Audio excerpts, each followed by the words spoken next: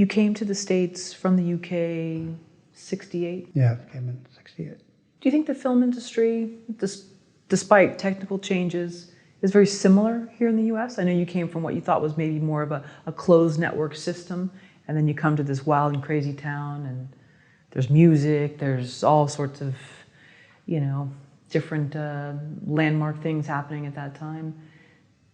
But in some sense, would you say that the film industry has not changed, or is it different? I don't think it's changed at all, because the business is about telling stories. That's the bottom line. And the art of storytelling, I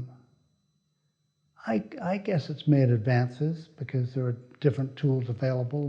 There's a wider range, or there's a wider array of tools to let you tell more expansive stories. In other words, with the advent of CG animation, anything that you can think of, you can put up there on the screen.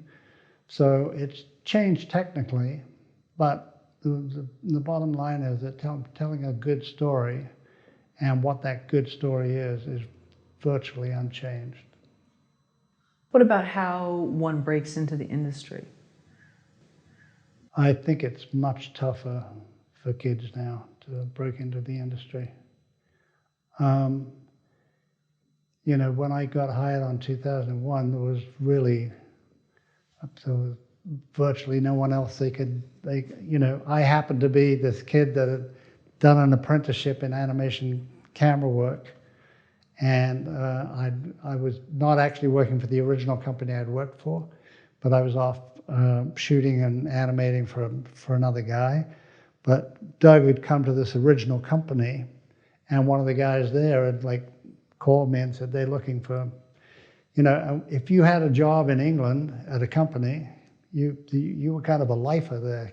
It's like you didn't take a few months off to go and shoot freelance for 2 or 3 months on a live action movie. You did if that's what you did. If you were a live action person, they were freelance. But in the animation business, people weren't freelance. They were kind of lifetime employees with the company, or they would move from animation company to long-term jobs. So it was very easy for me to.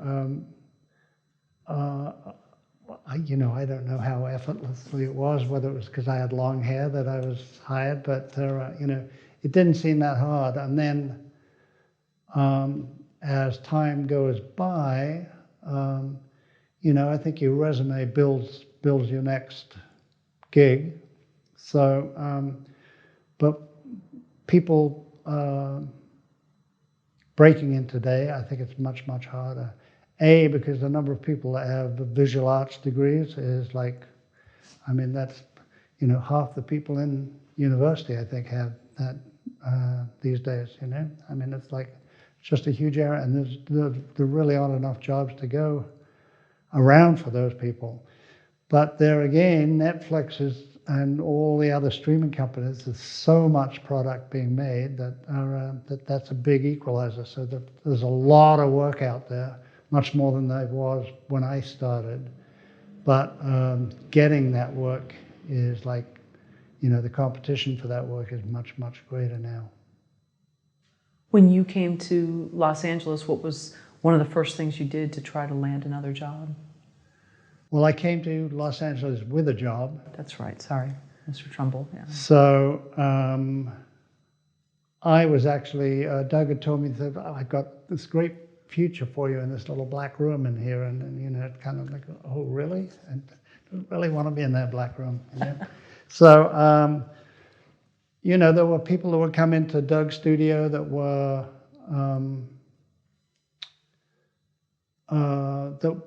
working on very interesting projects, and I got to meet those people as they came in, and it wasn't long before, oh, Bruce can shoot, I've got a little project here, and